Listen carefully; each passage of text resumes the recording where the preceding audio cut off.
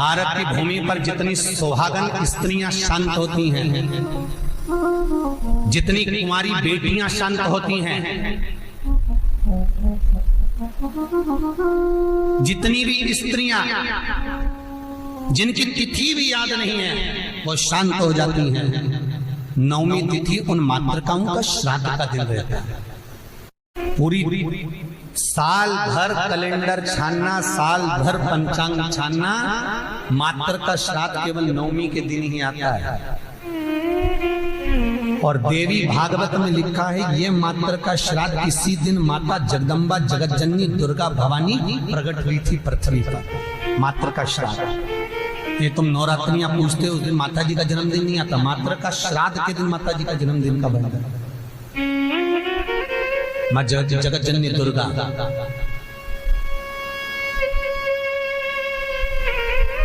मातृ का श्राद्ध किसी ने कृष्ण किया है, वो हम लिखकर लेकर आए हैं कि महाराज श्राद्ध पक्ष में हमें किसको भोजन कराना चाहिए।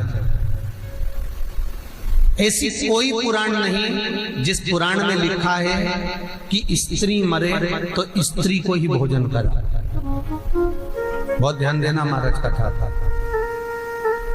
श्राद्ध पक्ष में कोई विडो स्त्री मर गई, कोई विधव्य नारी मर गई, विधवा स्त्री मर गई तो किसी विधवा को भोजन करा।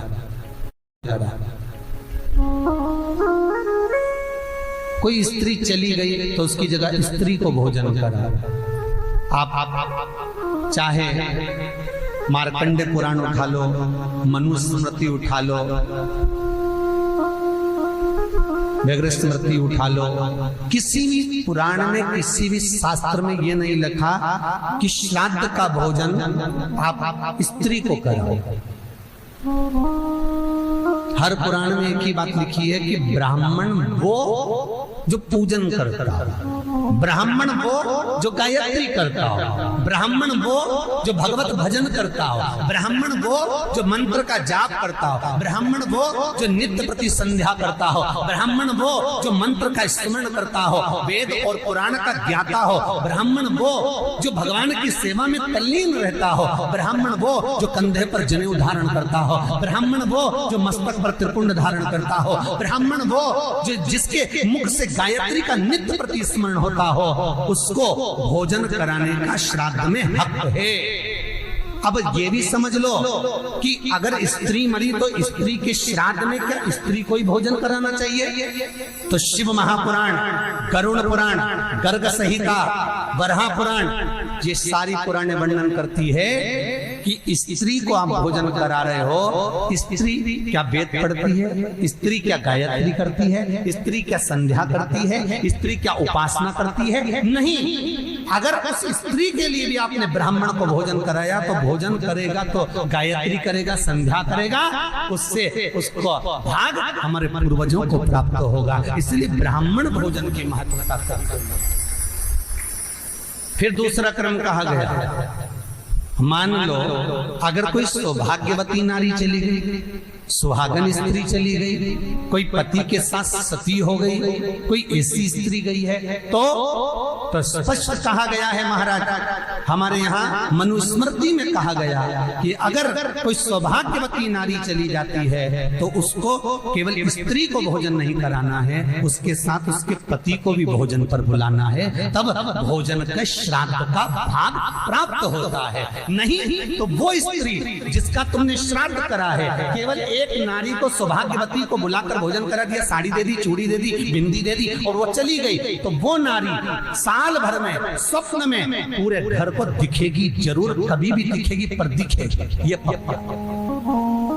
अब कहोगे महाराज हमने तो श्राद्ध में माता जी का भोजन भी कराया था, स्वागन गई थी तो हमने तो एक लेडीज को भोजन भी कराया, वो स्त्री का भोजन कराया, अकेली को भोजन कराया, उसके साथ में उसके पति को नहीं बुलाया।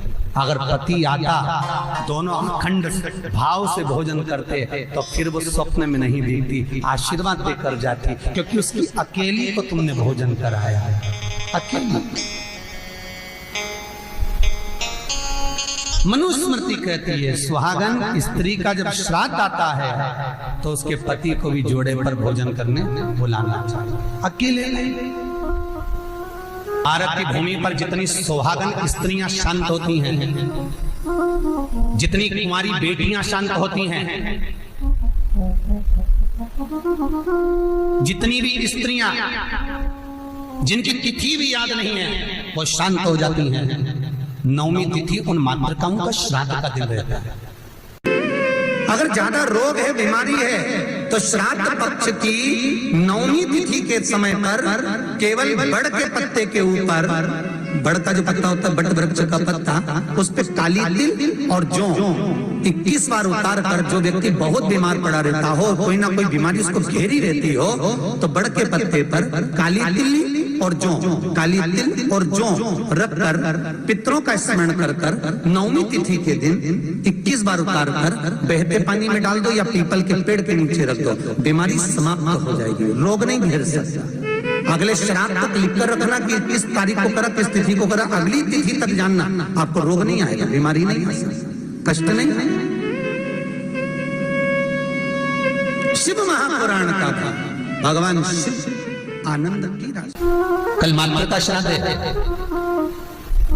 काली तिल, काली मिर्ची, 7 लौंग, केवल ये हथेली में रखकर अपना नाम और गोत्र बोलकर अपने दरवाजे से बाहर निकलकर किसी भी शंकर के मंदिर को समर्पित करिए। शिव पे नहीं चढ़ाने दें तो शंकर की चौखट पर रखें। महाराज घर में कभी क्लेश नहीं होगा, बिल्कुल शांति, सहजता, प्रेम आपस।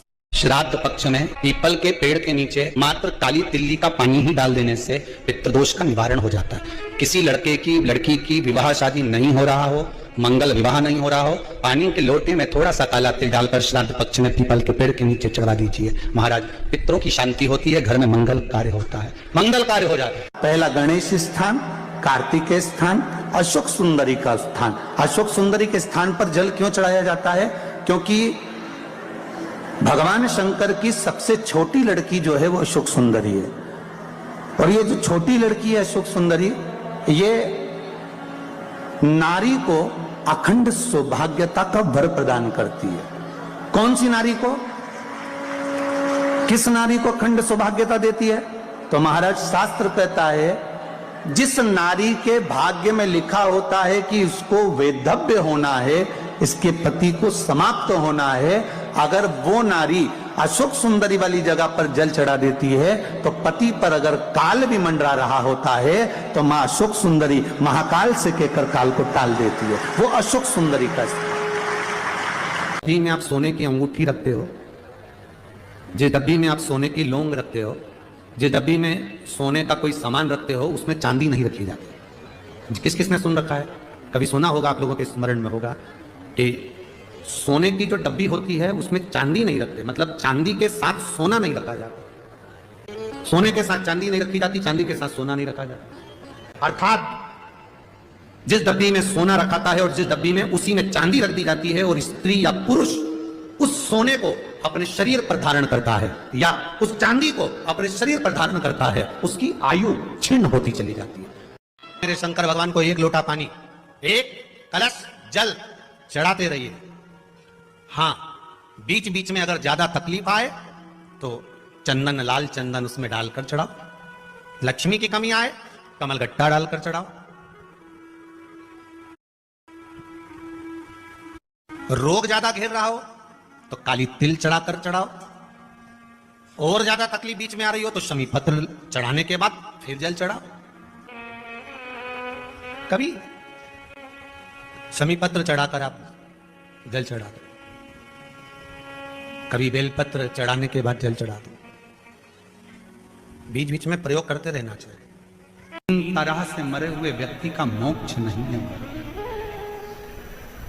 पहले नंबर पर पानी में डूबकर मरे हुए व्यक्ति का मोक्ष नहीं है। दूसरे नंबर पर सर्प के डसे से मरे हुए व्यक्ति का मोक्ष नहीं है। और तीसरे नंबर पर स्त्री के हाथ से, नारी के हाथ से अगर कोई मरता है उसका मोक्ष नहीं।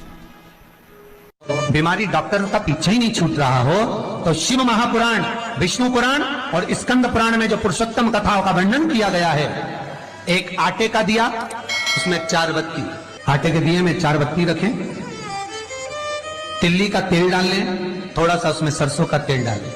महाराज घर के बाहर, अर्थात घर के अंदर के बाहर जो चौखट होती, चौखट से थोड़ा सा बाहर, बिल्कुल चौखट पे नहीं बैठना, थोड़ा सा बाहर, 9वीं तिथि के दिन शाम के 6 से 6:30 के बीच में 21 बार जो व्यक्ति बीमार रहता है उसके सिर से नीचे की ओर श्री नरसिंह भगवान का स्मरण कर, 9वीं तिथि के उस तिथि का नाम लेकर, जो व्यक्ति का उतारा कर रहे उसका नाम और गोत्र लेकर 21 बार जो उतार कर उस दिए को घर के ही चौखट पर, आज भी नियम है 9वीं तिथि के दिन अगर भगवान नारायण के चरणों में हल्दी और कुंकू दोनों चीजें चढ़ाई जाए तो नारी कभी विधवा होकर नहीं मरती।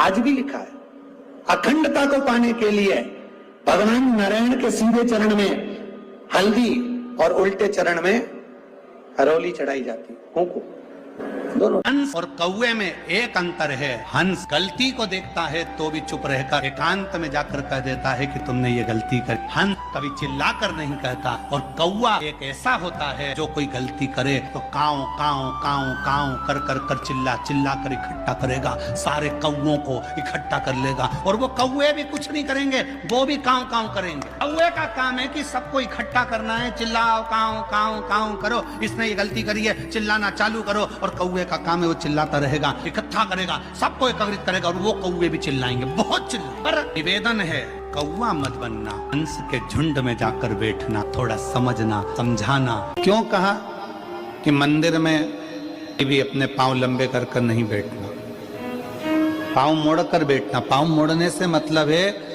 कि मंदिर में जब भी जाना, भगवान के पास जब भी जाना, कथा में जब भी जाना, तो अपने दिल को संसार से मोड़कर परमात्मा के पास लेकर बैठना, तो परमात्मा मिल सकता। भगवान शंकर के मंदिर में अपन पांव को मोड़ के बैठते हैं, हाथ जोड़ कर बैठते हैं, क्योंकि अपने दिल को मोड़ना है परमात्मा की ओर, भगवान की। गांधारी से कहा पट्टी खोलो आंखों की, गांधारी ने आंखों की पट्टी खोली तो सामने एक बेर का पेड़ दिखा, एक बेर का पौधा, एक बोर का जो बेर हम खाते हैं उसका पौधा नजर आ गया, और पौधा दिखते से तुरंत गांधारी ने बेर तोड़ना चाहे, पर बेर तो ऊंचे लगे थे। गांधारी ने एक शव को उठाया, दूसरे शव को उठाया, तीसरे शव को उठाया, शवों का ढेर लगाया, गांधारी उस पर चढ़ गई और बेर तोड़कर खाने लगी। खाने के बाद गांधारी को याद आया कि मुझे तो अपने बेटों से मिलना है जो मर गए। कृष्ण से कहा, कान्हा मेरे बेटे कहाँ हैं? कृष्ण कहते हैं, गांधारी काकी, जो आपके पांव के नीचे मसले जा रहे हैं ये आपके बेटे ही हैं। गांधारी कहती है, मेरे बेटों की ये दशा कैसे हो गई? मैंने कोई पाप नहीं करा, मैंने कभी कोई गलत कर्म नहीं करा, फिर ये दशा हुई कैसे है? भगवान कृष्ण ने कहा, गांधारी काकी, पूर्व समय में तुमने 100 केचुओं को मलवाया था, वो 100 केचुए आज आपके सामने मले हुए पड़े हैं, जैसा दूसरे के साथ करोगे वैसा भोगने के लिए तैयार है।